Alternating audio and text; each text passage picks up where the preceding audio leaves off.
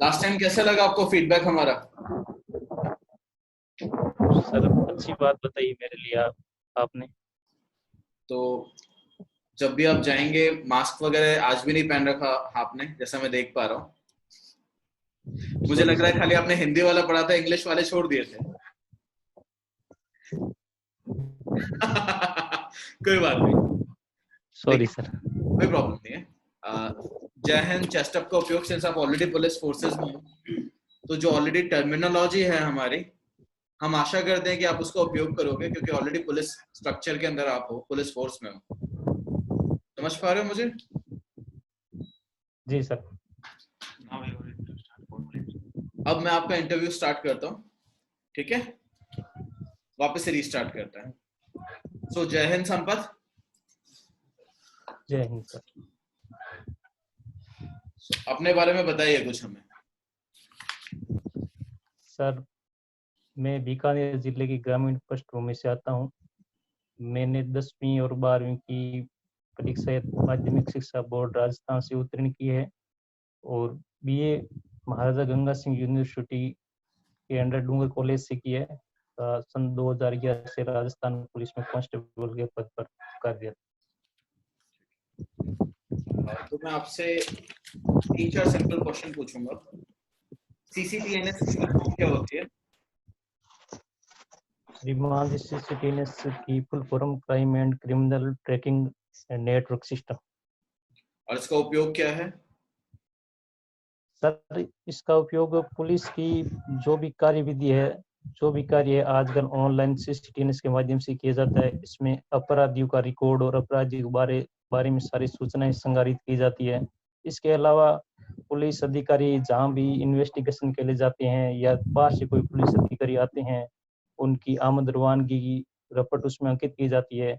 बाकी थाना क्षेत्र में जो भी घटनाएं घटित होती है, एफआईआर हो, अन्य कोई भी हो, जो थाने पर सूचनाएं प्राप्त होती है, उनका इंद्राज सीसीटीएनएस पर किया जाता है। Very good. और आप साइबर से क्या समझते हैं? साइबर एक शब्द है, उससे आप क्या समझते हैं? साइबर एक कंप्यूटर और नेटवर्क का समूह है साइबर। तो अगर मैं साइबर सुरक्षा की बात करूं पुलिस प्रणाली के अंदर, तो जी सर। आप क्या बोलेंगे उसके रिलेशन में मुझसे? जनता के लिए सर, या साइबर सुरक्षा क्या साइबर समझे इसके सुरक्षा बारे में? तो जनता के लिए होगी ना। साइबर क्राइम जी अलग सर। होता है, साइबर सुरक्षा अलग होती है। सुरक्षा हम जी सर। जनता की करते हैं, तो साइबर सुरक्षा जनता के लिए उपयोग होगा। साइबर सुरक्षा के लिए सर ईमेल तो अपने को संदिग्ध लगे या कोई ऐसी फर्जी बैंक खोले, उसको अपने एक्सेस नहीं करना है। इससे रिलेटेड जो भी है साइबर सुरक्षा के जैसे अंतर्गत कि आजकल क्राइम जो भी केसेस है। काफी आ रहे हैं। जी सर। काफी लोगों को एसएमएस आता है, ईमेल आता है, इंटरनेशनल कंट्री से भी आता है, बाहर अंतरराष्ट्रीय जो भी देश है वहां से भी आता है, और जी सर। भारत से भी आते हैं, और जिलों से आते हैं, राजस्थान से भी आते हैं, दिल्ली से आते हैं, जिसके अंदर फर्जी एसएमएस होते हैं। फर्जी एसएमएस बोल के उनके बैंक अकाउंट से पैसे निकाल लिए जाते हैं। जी अगर आपके पास कोई आता है ऐसा, जी तो सर। आप उसको कैसे अप्रोच करेंगे केस को? सर उसके को कानूनी एक्ट के तहत उसको पहले तो उसको एक मुकदमा दर्ज किया जाएगा उसका। कौन सा और कानूनी एक्ट लगेगा उसके यहाँ पर? उसके लिए आईटी एक्ट बना हुआ है वेरी गुड। सर, वो उसके तहत मुकदमा दर्ज होगा। हम्म। उसके बाद उसको साइबर क्राइम किस माध्यम से हुआ है, उस फर्जी बैंक कॉल है या एसएमएस है, उसकी सबकी विवरण नोट करके जिला पुलिस अधीक्षक कार्यालय में साइबर सेल होती है हमारी, वहाँ पर उसको वहाँ भेजा जाएगा डाटा को। वहाँ से वो पूरा विवरण खंगाल निकाल कर वापिस हमारे को भेजेगा। उसके बाद आगे अपन कार्रवाई करेंगे, जो भी उसके अंदर कहाँ से अपराध हुआ है, उसके पीछे कौन लगे हुए हैं। और आपको लगता है कि हमारे राज्य से बाहर का है क्रिमिनल जो है, जी सर। जो ये जी ऑफेंस कर सर। रहा है, तो फिर आप क्या एक्शन लेंगे? सर उसको जाके गिरफ्तार करेंगे। लेकिन विदाउट परमिशन आप जा सकते हैं ऐसे, विदाउट अरेस्ट वारंट और विदाउट परमिशन? कोई बात सर ये अच्छा, चलिए, ये तो एक क्वेश्चन हो गया आपसे। इसके अलावा मैं हैंड ओवर करता हूँ दूसरे पैनलिस्ट को, वो और क्वेश्चंस पूछेंगे आपसे, ठीक है? हाँ संपत दयाल जी, कैसे हैं आप? सर मैं अच्छा हूँ, धन्यवाद। आपने कोरोना के टाइम पे जो ड्यूटीज परफॉर्म की है उनके बारे में बताइए कुछ। सर कोरोना काल में पुलिस ने बहुत अच्छी ड्यूटी की है। हमने लोगों को जागरूक किया घरों के अंदर रहने के लिए, और समाज कमजोर वर्ग है, गरीब है, जो रोज कमा के खाता है, उसके लिए हमारे मेस से हमने खाना बना के खिलाया उनके लिए। और जो वृद्ध जन है उनके लिए चिकित्सा की व्यवस्था की, और उनके लिए राशन की व्यवस्था की। जो मजदूर कई बार जाना चाहते हो और हमारे थाना एरिया से गुजर रहे थे, उनके लिए भी हमने उनके लिए साधन की व्यवस्था करके उनको घर पहुंचाने का काम किया। ज्यादातर मजदूर आपके यहाँ जो आए हैं वो कौन से राज्यों से आए हैं माइग्रेट होके? सर हम यहाँ राज्य से बाहर से मजदूर कम आए थे। हमारे यहाँ जहाँ में पोस्टेड हूँ रावड़ा थाने में, वो एक बॉर्डर का थाना है गंगानगर बीकानेर जिले से। तो जैसलमेर से, बीकानेर से, उधर से मजदूर हैं जो आए। तो आपका जो रावला जो पुलिस स्टेशन है, आपका कहने का मतलब है कि बीकानेर, जैसलमेर और गंगानगर के ट्रायंगल पे? नहीं, ये बीकानेर की सीमा टच होती है। बीकानेर। मजदूर पीछे से, हाँ मजदूर पीछे जैसलमेर से खेती करने के लिए उधर चले गए थे। लॉकडाउन हो गया, बसों की व्यवस्था नहीं हो पाई वहाँ। तो वो कई पैदल ही जा रहे थे, कई इससे भी जा रहे थे। उनके लिए उनकी स्क्रीनिंग करवा के मेडिकल टीम के बाद में उनको घर पहुंचाया गया। ठीक है। आपने एसडीआरएफ के साथ काम किया है? जी सर, मेरे को अभी तक मौका नहीं मिलेगा, लेकिन मेरी एक इच्छा भी है कभी मैं उस टीम के साथ कार्य करके उनका अनुभव प्राप्त कर सकूं। एसडीआरएफ का फुल फॉर्म बताएंगे आप, और ये कैसे काम करती है, क्या इनके कर्तव्य होते हैं?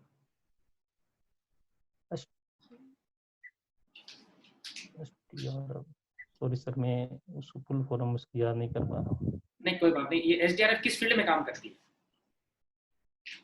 इससे कोई राज्य की आपदा की हिस्सा का है, जो कहीं पर बाढ़ आ जाए या डिजास्टर रिलीफ। कोई भी आप, डिजास्टर रिलीफ के लिए काम करती है। कोई भी आपदा आती है उसके रिगार्डिंग ये रिलीफ पहुंचाने का काम होता है। जी। ओके। और आईबी आपके यहाँ से कितना किलोमीटर पड़ता है? आईबी, हाँ, international border. International border sir Rawra थाने से 25-30 किलोमीटर दूरी पर पड़ जाता है। ओके। और वहाँ पे फेंसिंग जो है कैसे की गई है, फेंसिंग वायरिंग इंटरनेशनल बॉर्डर पे? वायरिंग सर वो खंभे बना के तार लगा के, वहाँ खंभों से तार ऊपर से 20 फीट 25 फीट हाइट तक तार 25 जमा फीट रहे हाइट उसके है। लिए। ठीक है। तो नाइट में वहाँ पे पेट्रोलिंग बीएसएफ कैसे करती है, नाइट पेट्रोलिंग? सर बॉर्डर पर सड़क बनी हुई है, बॉर्डर की अपनी इधर अपनी साइड बॉर्डर पास है, और वहाँ अपनी साइड बड़ी बड़ी लाइटें लगी हुई है। और वहाँ एक एक 500 मीटर की दूरी पर एक एक पोस्ट बनी हुई है। हर पोस्ट में एक एक बीएसएफ का कर्मी रात को ड्यूटी देता है। उसके अलावा क्षेत्र की पूरी उस सड़क पर बीएसएफ पेट्रोलिंग करती है। कोई उधर से अवैध तस्करी नहीं कर रहा हो, कोई आदमी घुस नहीं रहा हो, उसमें कभी कभी स्थानीय पुलिस का भी साथ दिया जाता है। ठीक है। आप मुझे बताइए कि पाकिस्तान, सॉरी, ये बताइए कि पीएलए का फुल फॉर्म क्या है? पीएलए। पीएलए, हाँ, पीएलए के बारे में कुछ जानते हैं आप? सॉरी सर, चाइना से संबंधित है कुछ, मैं क्लू देता हूँ आपको। पीएलए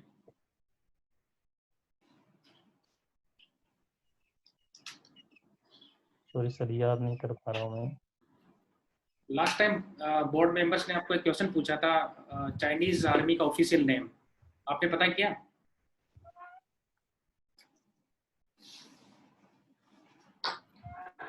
सॉरी सर, याद नहीं कर पा रहा हूँ, उसके बाद मैंने पढ़ा जरूर था ओके, उसको भी। ठीक है, पीपल्स लिबरेशन आर्मी है। लिबरेशन। ठीक है, और पेंगोंग झील पे क्या पूरा इंडिया का अधिकार है या चाइना का भी अधिकार है उस पे कुछ? सर पेंगोंग झील पर अभी जो अपने को सूचना मिल रही है, पेंगोंग झील पर चाइना की सेनाएं वहां पर है। नहीं, मैं जस्ट इतना जानना चाह रहा हूँ कि अथॉरिटी सिर्फ इंडिया की है या चाइना की भी है उस पे? एलएसी जो सर गुजरती है वो क्या पेंगोंग लेक को डिवाइड करती है? पेंगोंग लेक को एलएसी? सॉरी सर, इसके पूरी जानकारी नहीं है। ठीक है, कोई बात नहीं। आपकी हॉबीज क्या हैं? क्रिकेट खेलना। क्रिकेट खेलना, ठीक है। क्रिकेट में कितने तरीके से आउट किया जाता है एक बैट्समैन को? कितने तरीके से आउट हो सकते हैं? Run out, bold, catch out, stumping, total? LPW, LBW,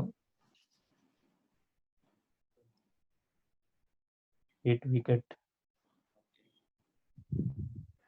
time out क्या होता है? Time out? टाइम आउट दो मैच के दौरान बीच में एम्पायर द्वारा टाइम आउट लिया जाता है, खिलाड़ियों के पानी के लिए ब्रेक लिया जाता है। नहीं, अगर कोई एक प्लेयर, ये आउट होने का एक प्रकार है जिसको टाइम आउट कहा जाता है, इसका एम्पायर से लेना देना नहीं है। एक प्लेयर जब आउट हो जाता है और दूसरा प्लेयर जो टाइम दिया गया उसके अंदर अगर स्टेडियम में नहीं आता है तो उसको टाइम आउट बोला जाता है। आप क्या बॉलिंग करते हैं कि बैटिंग करते हैं या ऑलराउंडर हैं? सर बॉलिंग भी करता हूँ, बैटिंग भी करता हूँ, अच्छा अच्छा, चलिए ऑलराउंड। ठीक है, कोई बात नहीं। मैं नेक्स्ट पैनल मेंबर की तरफ आपको जोड़ता हूँ। ओके। सो संपत, थोड़ा कंफर्टेबल फील कर रहे हो आप? पहले मैंने देखा था कि आप नर्वस थे। जी सर, बहुत फायदा मिला मेरे को, आपने जो पहले इंटरव्यू लिया था उसका बहुत ज्यादा फर्क मिला, फायदा मिला हमने है। इसी वजह से आपको फीडबैक रिपोर्ट दी थी ताकि अपने जो नेगेटिव एरियाज हैं उन पे थोड़ा बहुत काम कर सके। लेकिन जी सर। क्या नर्वस होने की बिल्कुल जरूरत नहीं है, आप ऑलरेडी बहुत कॉन्फिडेंट हैं, तो वो जी आपकी बेस्ट क्वालिटी है। अभी मैं एक जी हमारे नए पैनल मेंबर हैं, मैं उनसे आपकी वार्तालाप करवाऊंगा, वो आपसे जी और सर। अच्छे से क्वेश्चंस पूछेंगे। तो अपने जो कॉन्फिडेंस आपने बना रखा है उसको पूरी तरह से कंटिन्यू रखिए जी और सर। सारे सवालों का सही से जवाब देने की कोशिश करिए, ठीक है? जी सर। हेलो संपत जी, कैसे हो आप? सर बढ़िया हूँ, नमस्कार सर। नमस्कार। तबीयत कैसी है आपकी? सर अच्छा महसूस कर रहा हूँ। चलो अच्छी बात है। काफी कॉन्फिडेंट दिख रहे हो, होना भी चाहिए हैं? संपत जी, आपके पास ये आपने इसमें मेंशन कर रहा है कि आपने ग्रेजुएशन आर्ट्स से किए हैं। जी सर। तो आर्ट्स में आपके क्या क्या सब्जेक्ट रहे हुए हैं? सर बीए के दौरान मेरा इंग्लिश लिटरेचर, राजनीति विज्ञान और भूगोल चल रहा है। अच्छा, तीसरा क्या था? राजनीति विज्ञान, भूगोल, अच्छा, ज्योग्राफी। ज्योग्राफी। तो ज्योग्राफी, राजस्थान की ज्योग्राफी तो अच्छी आती होगी आपको? जी सर, कुछ जानकारी है मेरे को इस बारे में। अच्छा, तो ये बताइए कि भारत और पाकिस्तान के बीच में कितनी किलोमीटर की सीमा लगती है? टोटल कितने किलोमीटर की सीमा लगती है? राजस्थान में नहीं, मैंने टोटल पूछा है, भारत और टोटल। पाकिस्तान के बीच में टोटल पूछा है मैंने। सर याद नहीं कर पा रहा हूँ। कोई नहीं संपत जी, इसको देख लेना आप आराम से, कोई दिक्कत नहीं है। हाँ, और राजस्थान के साथ कितनी लगती है इसमें? 1070 किलोमीटर। 1000। और स्टेट की सीमा कितने लगती है, कितने किलोमीटर स्टेट सीमा राजस्थान से अदर स्टेट से लगती है, अदर स्टेट से? अन्य 7600 के लगभग, 7600 किलोमीटर की सीमा है इस तरह से राजस्थान। 750। मतलब स्टेट की नहीं, मैंने पूछा स्टेट्स की लगता है, मैंने इंटरनेशनल नहीं पूछा। इंटरनेशनल तो आपने बता दिया 1070। बाकी स्टेट बॉर्डर जी कितना सर। है राजस्थान के साथ? 6500 किलोमीटर। एक बार इसको देख लेना आप, है ना? इस चीज को जी। संपत जी। और आपके बीकानेर की कितनी सीमा लगती है इसमें? 168 किलोमीटर। 168 किलोमीटर। तो मेरे को कुछ क्रम बता दो कि जो जितने डिस्ट्रिक्ट हैं तो सबसे ज्यादा कुछ है आपको क्रम याद? सबसे ज्यादा हाँ। बीकानेर की 168 किलोमीटर सबसे कम। उससे ऊपर श्री गंगानगर जिले की 210 किलोमीटर। वेरी उससे गुड। ऊपर बाड़मेर जिले की 228 किलोमीटर। उससे ऊपर जैसलमेर की 410 किलोमीटर। चलो वेरी गुड। चलो अब मैं थोड़ा सा कुछ पॉलिटी के बारे में पूछूंगा आपसे। आपका पॉलिटिकल साइंस सब्जेक्ट रहा हुआ है। अच्छा ये बताइए आपके बीकानेर के एमपी कौन है अभी वर्तमान में? श्री अर्जुन राम जी मेघवाल। मेघवाल जी हैं शायद। इनको तभी कोई मिनिस्ट्री वगैरह दे रखा है क्या सेंटर में? सर ये सेंटर में गृह राज्य के बाहरी उद्योग गृह राज्य मंत्री। गृह राज्य मंत्री है। तो गृह, अच्छा राज्य मंत्री हैं, तो राज्य और कैबिनेट मंत्री में क्या अंतर है? सर कैबिनेट मंत्री सरकार की, उसको याद नहीं कर पा रहा हूँ, सॉरी सर। चलो कोई नहीं, ठीक है। अच्छा ये बताइए संपत जी कि अभी भारतीय संविधान में, हाँ, भारतीय संविधान में जो महिलाओं और बच्चों से संबंधित कुछ आर्टिकल्स याद है आपको? जी सर। बताइए आर्टिकल्स, कुछ आर्टिकल्स बताइए मेरे को, नाम बताइए। Sir article 19। 19? जी सर। कंफर्म हो आप? महिला बच्चे उसमें सभी आ जाते हैं। 19 क्या कहता है एक बार बताना कुछ। उसमें तो विचार और अभिव्यक्ति की स्वतंत्रता के बारे में है, जी सर। तो उसमें महिला और बच्चों से संबंधित थोड़ी है। कोई नहीं संपत जी, इसको भी देख लेना आप थोड़ा सा। जी सर। और जी एक सर। मेरे को ये बताइए, अक्साई चीन है ये अभी काफी चर्चा में रही, अक्साई चीन कहाँ पे है? अक्साई चीन भारत का जम्मू कश्मीर का हिस्सा था, जो 1962 की लड़ाई में चीन ने कब्जा कर लिया था, उसको अक्साई तो ये चीन बोलते नहीं, ये किसके पास है? ये चाइना के पास या भारत के अंडर में है? हैं। ये चाइना के अंडर में है। अक्साई चीन। जी अच्छा ठीक है संपत जी, काफी आपका परफॉर्म ठीक था। Thank you very much. So Sampath, how are you feeling now? Sir ठीक महसूस कर रहा हूँ। ठीक महसूस कर रहे हैं? चलिए, जी सर। आपकी जो मैं फीडबैक रिपोर्ट देख पा रहा हूँ यहाँ पर, जी सर। उसके अंदर हमने लास्ट टाइम आपको बोला था कि आपने बहुत ही संयमित तरीके से हर प्रश्न का जवाब देने की कोशिश करी, लेकिन जी सर। शुरुआत में थोड़े बहुत अति उत्साहित हो गए थे, शायद नर्वस हो गए थे आप, इस कारण से जवाब नहीं दे पाए थे। जी सर। और फिर क्या है कि जैसे पुलिस फोर्सेस में ऐसा चलता है कि आप अगर मुझे जानते हो और मैं आपके पैनल में बैठ गया, तो फिर कोई भी आपका सीनियर आता है तो वो आपसे पूछते हैं और संपत कैसे हो, तो बोलते हो मैं ठीक हूँ सर, आप कैसे हो। वो नेचुरल सा होता है। लेकिन जी सर। इंटरव्यू पैनल के अंदर जब आप सेम चीज बोलोगे तो बाकी जितने भी पैनलिस्ट होंगे उनको ये लगेगा कि क्या आप पहले से उस इंटरव्यू वाले को जानते तो नहीं हो, पैनल मेंबर को जानते तो नहीं हो, तो वो आपके लिए नेगेटिव रहेगा। तो आपको जी सर। एक आंसरिंग एंड पे बैठे हैं, आप लिसनिंग एंड पे बैठे हैं, आपको सिर्फ जवाब देना है वहां पे। अगर आप कुछ क्वेश्चंस पूछते हो, हालांकि बहुत ही सिंपल क्वेश्चन है आप कैसे हो, लेकिन आप कोशिश करिएगा कि सामने वाले से आप कुछ सवाल ना करें, बहुत ही नॉर्मल है। उसके बाद आपको बहुत मौके मिलेंगे जीवन में, यकीन रखिए, उनसे हालचाल पूछने के। डोंट वरी अबाउट दैट, ठीक है? जी सर। इसके बाद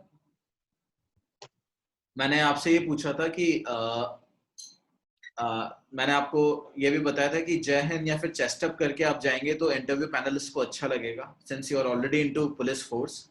आप पुलिस फोर्स के एक अभिन्न अंग हैं, तो उनको जो प्रोटोकॉल होता है, जो सिखाया जाता है, जो आपको ट्रेनिंग दी गई है इतनी मुश्किल से, आप उसको फॉलो करें, उनकी नॉर्म्स को फॉलो करें तो अच्छा रहेगा आपके लिए।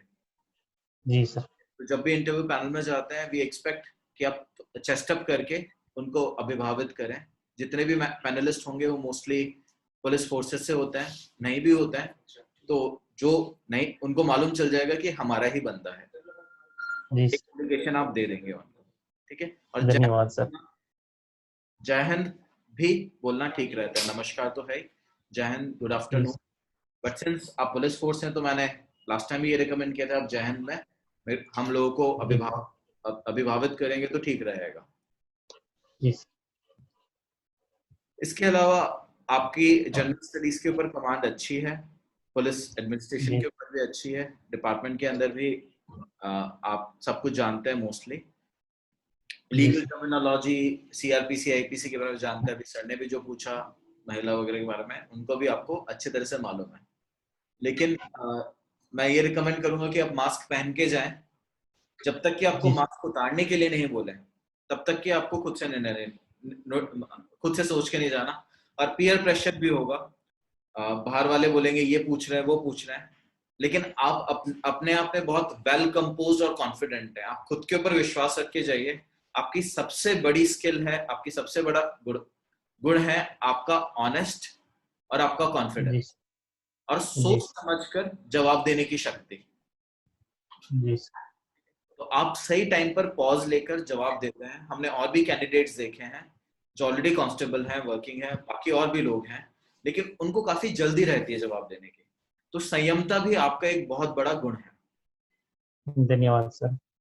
तो बाकी हम होप करते हैं कि आप जल्दी से सब इंस्पेक्टर में सिलेक्शन लीजिए, हमें आपसे बहुत उम्मीद है। Youth foundation coaching classes YFCC को धन्यवाद सर। भावी कैंडिडेट हैं और भावी ऑफिसर भी हैं। अब हमारी तरफ से तो पक्का है कि सब इंस्पेक्टर बनेंगे ही बनेंगे, और उसके अलावा भी कुछ होंगे। धन्यवाद। और हमसे और कोई मदद चाहिए तो आप बताइए। अब आपको हम लोगों से क्या एक्सपेक्टेशन है, क्या रिक्वायरमेंट्स है, कुछ पूछना हो? जी सर, मेरे को तो आज सर ने सवाल पूछे थे राजनीति के, तो मैंने एक बार उनको तैयार किया था, वो कहीं पढ़े थे, पर उनको मैं सही ढंग से मेरे को याद नहीं आ रहे थे। मैं अब बोल देता तो थोड़ी गलती हो सकती थी। बाकी सर ने जो सवाल पूछे हैं वो बहुत अच्छे सवाल थे, ज्योग्राफी के, राजनीति के, उनको मैं अच्छी तरीके से तैयार करने की कोशिश करूंगा। पैनल कभी भी ये नहीं देखता कि आपको सारे सवाल आए, कहीं ना कहीं आपको फंसाने की कोशिश करेगा। वो ये देखते हैं कि आप कितने कॉन्फिडेंटली सिचुएशन के हिसाब से ना बोल सकते हैं। आप देखिए, आप हर चीज में एक्सपर्ट नहीं हो सकते। अभी मैं साइबर की कुछ टर्मिनोलॉजी बोलूंगा, सीआरपीसी का कोई सेक्शन बोलूंगा, आपने पढ़े नहीं है, ट्रेनिंग वगैरह नहीं करी, तो वो संभव नहीं है कि आप उन सवालों के जवाब दें, राइट। लेकिन जो आपकी सबसे बड़ी स्किल है, ईमानदारी से, कॉन्फिडेंस से जवाब देना, वही आपका ना करना भी होना चाहिए। सौम्य तरीके से आप ना भी बोल सकते हैं कि आई एम सॉरी सर, इस बारे में मुझे कुछ नॉलेज नहीं है, या फिर सर मैंने पढ़ा था लेकिन मैं इस बारे में अभी रिकलेक्ट नहीं कर पा रहा हूँ। और थोड़ा बहुत अंग्रेजी शब्दों का यूज करेंगे तो आपके लिए फेवरेबल रहेगा। मैं ये नहीं बोल रहा कि फ्लुएंट इंग्लिश आनी चाहिए आपको, लेकिन थोड़ा बहुत अगर इंग्लिश में यूज करेंगे, आई एम फाइन सर, जो नॉर्मल होता है, तो वो आपके लिए बेनिफिट में रहेगा। लेकिन वो बनावटी नहीं लगना चाहिए। अगर आपको नहीं आ रहा है, अगर आपको लगता है कि आप इंग्लिश में कंफर्टेबल नहीं हो पाएंगे, तो फिर आप मत ही बोलना। बट वो निकले तो नेचुरली निकले, I am fine, I am okay sir, thank you sir, most welcome sir, ये नेचुरली निकलना चाहिए। ऐसा बनावटी पर नहीं आना चाहिए। जो कॉमन वर्ड्स हैं वो आप यूज कर सकते हैं। मैं ये नहीं बोल रहा कि जैसे किसी भी सेंटेंस को फ्लुएंटली बोलना होता है, sir I am head constable, I am posted here, I am working here, वो कुछ भी नहीं ऐसा बोलना है आपको। आपको simple thank you, I am fine, जो भी क्वेश्चन आपसे पूछा जाए, आराम से संयमता से उसका जवाब दीजिए। संयमता से आप दे रहे हैं ऑलरेडी, वही फ्रीक्वेंसी रखिए, कोई दिक्कत की जरूरत नहीं है, you will get selected for sure. Thank you. और बताइए, जो भी चीजें हैं, आपने सही बोला कि आपको किन्हीं सवालों के जवाब नहीं आ रहे थे, लेकिन कॉन्फिडेंस से उनका मना करना भी आना चाहिए कि सॉरी सर, मैं रिकलेक्ट नहीं कर पा रहा हूँ, मैंने पढ़ा जरूर है। लेकिन आप अगर आपको गैस भी करना है तो उसका तरीका ये होता है बोलने का कि सर मैंने पढ़ा नहीं है, रिकलेक्ट नहीं कर पा रहा हूँ, लेकिन सर आप अगर परमिशन दे तो मैं एक गैस करके बताना चाहूंगा। तो उस गैस पे भी आप उनकी परमिशन लेंगे तो पैनल मेंबर्स को अच्छा लगेगा जी, क्योंकि कुछ भी आपसे सीनियर है और हमेशा सीनियर रहेंगे वो, तो परमिशन लेना सीखिए थोड़ा बहुत उनसे, जो आपके फेवर में वर्क करेगा। जी सर। और जब भी आप इंटरव्यू पैनल में जाएं तो एक चीज का आप हमेशा ध्यान रखें कि आप ना उनको, आप अपने जो जवाब दें उनसे ऐसा नहीं लगना चाहिए कि आप उनको प्रभावित करने की कोशिश कर रहे हैं, ठीक है ना, आप प्रभावित हो ना प्रभावित करने की कोशिश करें, आप एकदम न्यूट्रल रहे, बैलेंस्ड, जी ठीक है ना। और जैसे कि और कभी कभार क्या सिचुएशन आ जाएगी पैनल में, ये भी हो सकता है कि वो कोई जोक टाइप की सिचुएशन आ जाए, वो या वो लोग काफी जोर से हंसे, तो उसमें आपको उनके साथ जोर से हंसना नहीं है, ठीक है, आपको सेम रहना है, हल्की सी स्माइल देनी है बस आपको, ठीक है। आपको हाँ, आपको खिलखिला के नहीं हंसना है। कभी कभी ऐसा सिचुएशन आ जाती है कि भाई वो चेक करने के लिए कि भाई ये हमसे प्रभावित हो गया है, हमारे साथ बह रहा है ये, तो इसको हाँ, तो आप एकदम न्यूट्रल रहे वहाँ पे, एक हल्की सी स्माइल दे सकते हैं, जी ठीक है। इसके अलावा हम फीडबैक में आपको बहुत सी चीजें और लिख के भेजेंगे, बताएंगे आपको। मैं एक और चीज जानना चाह रहा था आपसे कि आपने ड्रेस क्या डिसाइड करी, क्या पहन के जाओगे आप? फॉर्मल पैंट शर्ट, फॉर्मल जूते। कलर वगैरह डिसाइड किया आपने? कलर हल्का नीला कलर है शर्ट का। हाँ, और पैंट? और पैंट का वो थोड़ा नीला टाइप का है, ज्यादा नीला भी नहीं है, उसमें मिक्स है। कोई बात नहीं। और शूज अपने पुलिस वाले या फिर कोई दूसरे? नहीं, दूसरे फॉर्मल शूज लिए। Very good. तो आपके एटीट्यूड से लगना चाहिए कि एक भावी एसएचओ हैं आप, ठीक है। और बताइए, और कोई प्रॉब्लम हो आप हमसे पूछ सकते हैं। ड्रेस सिलेक्शन एकदम सही है आपका, कोई दिक्कत नहीं है। फोन साइलेंट पे जरूर रखिएगा, फोन हो सके तो छोड़ के जाइए, बाद में कलेक्ट कर लीजिएगा। तो आप जाने का कैसे सोच रहे हैं, आप ट्रैवल कैसे करेंगे? ट्रैवल तो सर गाड़ी के माध्यम से जाने का विचार है। अच्छा, पैनल मेंबर पूछेंगे आपसे कि आप कैसे आए हैं, तो आपको संयमता से जवाब देना उस चीज का कि सर गाड़ी से, सर 4 व्हीलर से आए, 2 व्हीलर से आए, या फिर दोस्त की गाड़ी से आए, पब्लिक ट्रांसपोर्ट यूज किया है। और इन हालत में अगर आप पब्लिक ट्रांसपोर्ट यूज करते तो आपको कैसे मिला, और आपने क्या प्रॉब्लम्स फेस करी। मास्क पहनेंगे तो मास्क के अंदर आपका N95 मास्क और नॉर्मल मास्क के बीच में डिफरेंस पूछ सकते हैं, उसका ध्यान रखिएगा, ठीक है। बाकी ये और बताएंगे आपको सर। जब आपका टर्न आता है इंटरव्यू के लिए और जब आप एंटर करने के लिए कहा जाए तो आप थोड़ा सा गेट खोलेंगे, पूरा नहीं खोलेंगे, थोड़ा सा खोलेंगे, आप अपना फेस दिखाएंगे और परमिशन लेंगे कि मैं कम इन सर, ठीक है, समझ गए इतना। परमिशन लेके फिर आपने एंटर किया। आप एंटर करने के बाद में जहां पे सामने बोर्ड मेंबर्स होंगे, पीछे एक चेयर होगी आपके लिए, आपको उस चेयर के पास जाके रुकना है, बैठना नहीं है वैसे, वहां जाकर के आपको बोलना है गुड मॉर्निंग सर्स, या जय हिंद। आप जैसे हैं आप जय हिंद भी कर सकते हैं, जय हिंद कर सकते हैं, चेस्ट अप कर सकते हैं।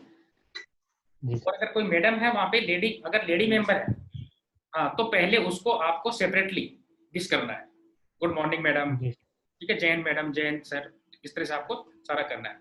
उसके बाद जब पैनल आपको बैठने के लिए बोलता है तब आप बैठेंगे, बैठने के बाद में बोलेंगे थैंक यू सर, ठीक है। उसके बाद में आप वेट करेंगे बोर्ड मेंबर के रिएक्शन का। उसके बाद का तो हमने बातें की है, आपको पता है सब चीजें। हाँ, इसके अलावा और कुछ आप जानना चाहते हैं तो पूछ लीजिए। हमारी तरफ से तो आप ओके, डन है, सेलेक्टेड है। मेरे को जी धन्यवाद सर, बहुत अच्छा लगा। मेरी ये 2 मॉक इंटरव्यू मेरे विश्वास को और मजबूत करने के बहुत काम आएंगे। और जो चेयर पे आप बैठेंगे तो आप एकदम आर्म्स ऐसे बंद करके नहीं बैठेंगे, ठीक है, और ना ही पूरी तरह से खोलकर बैठेंगे। आपको नॉर्मल रखनी है, एल्बो बैंड रखनी है, अपनी कोहनी बैंड करके, अगर साइड आर्म हो तो वहां पर, नहीं तो आप हल्का सा उसको ऐसे रख के लाइन में रख सकते हैं। टेबल पे नहीं रखनी होती है हमें कभी भी हाथ, उनको ये नहीं लगना चाहिए कि आप उनका टेबल टेक ओवर करने की कोशिश करें।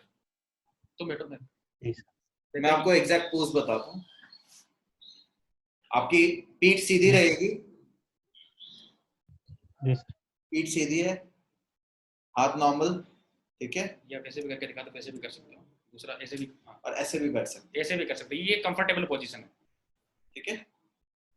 जी लेकिन कोशिश करना कि आपकी कमर पीठ सीधी रहे, अटेंटिव लिसनिंग मोड में रहो आप। और अब हम ये एक्सपेक्ट करते हैं कि आप अपने जो कैंडिडेट्स हैं वो हमें रेफर करें अगर आपको पसंद आए। तो अब आपको ओवरऑल पसंद आया है तो आई होप कि आप 4-5 रेफर और करें हमें, ताकि हम उनको भी गाइड करके ऐसा ही बना सके। फिर आप ऐसा ही बन जाओगे तो फिर बाद में हमारे जितने भी काम होंगे हम आपको बोलेंगे। जी सर, धन्यवाद सर। अरे नहीं नहीं यार, हम चाहते हैं बस आप ऐसा ही बन जाओ। आप ऑलरेडी बहुत काबिल ऑफिसर हो, कैंडिडेट हो, and all the very best from youth foundation coaching classes YFCC Jaipur. अपने दोस्तों को जरूर। Thank you sir. देखते हैं आप अपने दोस्तों को कितना बताते हो और यहाँ लाते हो। बिल्कुल, थैंक यू सो मच। धन्यवाद।